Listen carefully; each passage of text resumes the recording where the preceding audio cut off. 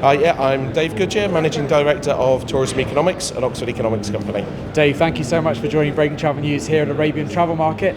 You've been speaking quite a lot and also a lot of other activity going on. Give us a bit of an overview.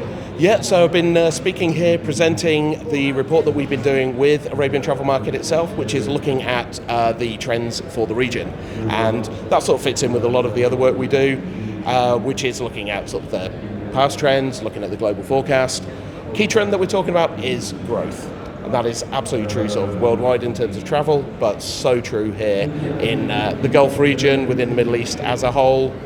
Whereas last year we saw global travel hit new record levels, surpassing those 2019 peak levels, well past that revenge travel, well past that rebound and recovery periods. We're now talking about growth period worldwide. Middle East, that's supercharged. Whereas globally, travel activity last year got just back above 2019 levels. Within this region, it got 70% back above those 2019 levels. Huge growth trends.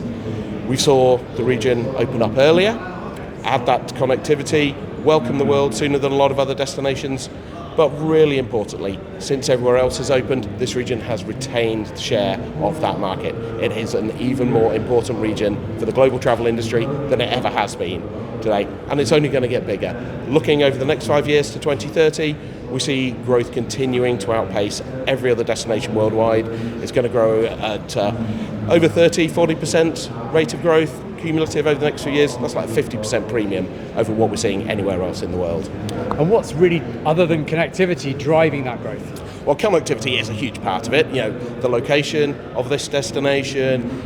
You're looking at taking Dubai as an example. Dubai is within a 4-hour flight of a third of the global population. That's reflected in terms of the markets where we're seeing people coming from. There's huge volumes of travellers coming from Africa, particularly North Africa, from Europe, from Asia Pacific. It's really got that diverse reach. It's fueled by all of those major airlines that are adding that physical connectivity to the world. Crucially though, as well, we're seeing that openness, increased openness. Visas are being offered to easy visa access or visa on arrival access to a lot of these markets. That's crucial. We see that when countries open up their visa regimes, you see a 40% growth premium over what may have otherwise have happened. But beyond that geographic scope, what's really crucial is who it's appealing to, the growing demographic it's appealing to. This region, everything here is appealing to a younger and wealthier audience. So that's sort of hitting the growing middle class that we're seeing in India, we're seeing in China. China, for example, is the 10th largest market by volume. It's the 3rd largest volume by value. Those travellers coming here are spending a lot of money. India is the largest market coming here in terms of volume and in value. Really talking those younger, wealthier travellers. And that's also true for the travellers that are coming from Europe, from North America, from Africa as well.